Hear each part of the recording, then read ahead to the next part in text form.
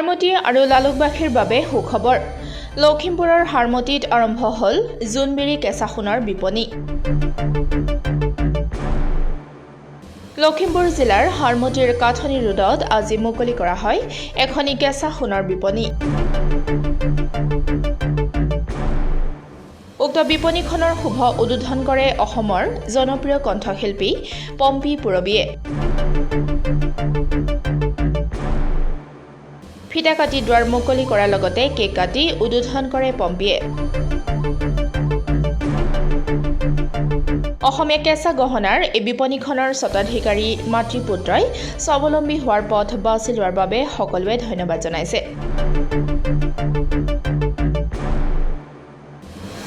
অসমীয়াসকল স্বাৱলম্বী হোৱাৰ ই এক সুন্দৰ নিদৰ্শন।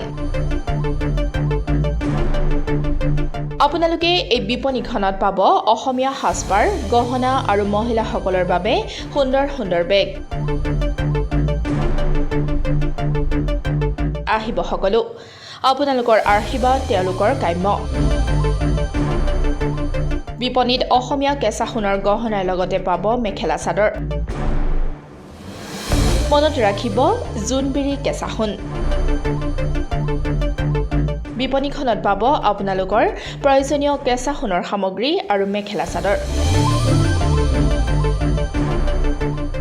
নমস্কাৰ, আজি লখিমপুৰ হাৰমতিলৈ আহিছোঁ আৰু হাৰমতিবাসী ৰাইজৰ বাবে এটা খুবেই সুন্দৰ বাৰ্তা, কিয়নো চহৰখনৰ মাজমজিয়াত আজি জোনবিৰি কেঁচা সোণ নামেৰে এখন খুবেই সুন্দৰ অসমীয়া গহনাৰ বিপণী আজি উদ্বোধন কৰিছোঁ আৰু এইখিনিতে স্বত্বাধিকাৰী ৰীতা বৰা আৰু তেওঁৰ পুত্ৰ ৰাঘৱলৈ মোৰ শুভেচ্ছা জ্ঞাপন কৰিছোঁ।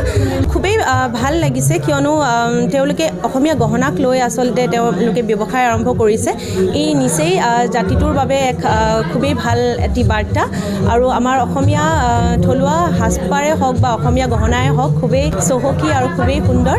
আৰু মই আশা কৰিছোঁ লখিমপুৰবাসী ৰাইজ ইয়ালৈ আহিব, জোনবিৰি কেঁচা সোণ নামৰ যি শ্ব'ৰুম, এখন শ্ব'ৰুমলৈ আহিব আৰু সকলোৱে নিজৰ সঁহাৰি জনাব আৰু খুব সুলভ মূল্যত আপোনালোকে ইয়াত সুন্দৰ সুন্দৰ গহনা ইয়াত ক্ৰয় কৰিব পাৰিব।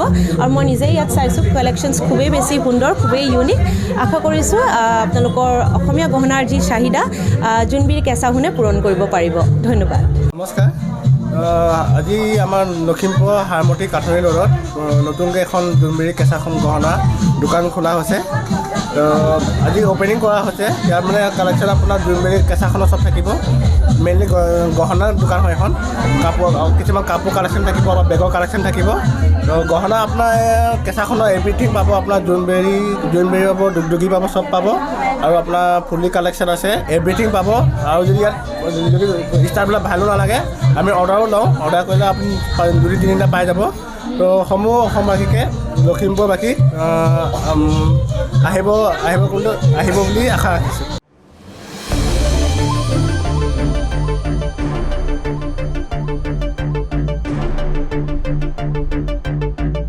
লখিমপুৰৰ পৰা বেদান্ত বৰুৱাৰ ৰিপৰ্ট, ডেমক্ৰেটিক আছাম।